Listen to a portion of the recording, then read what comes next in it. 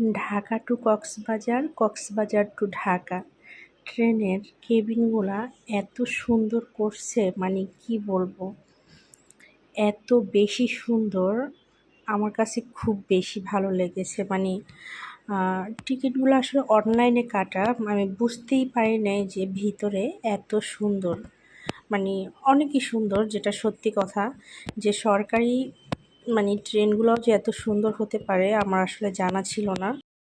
এখানে আমার আরেকটা জিনিস বেশি ভালো লেগেছে, যে আমি ইন্ডিয়ায় গিয়েছিলাম আজ থেকে আরও 10-12 বছর আগে। মেবি আমি ইন্ডিয়ায় গিয়েছি বহুবার, প্রায় 4-5 বার আমি ইন্ডিয়ায় গিয়েছি।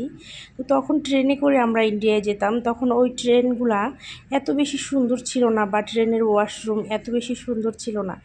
এখন যে ট্রেনগুলার কেবিন প্লাস ওয়াশরুমগুলা, মানে সব কিছুই এত বেশি সুন্দর, মানে ভাবাই যায় না।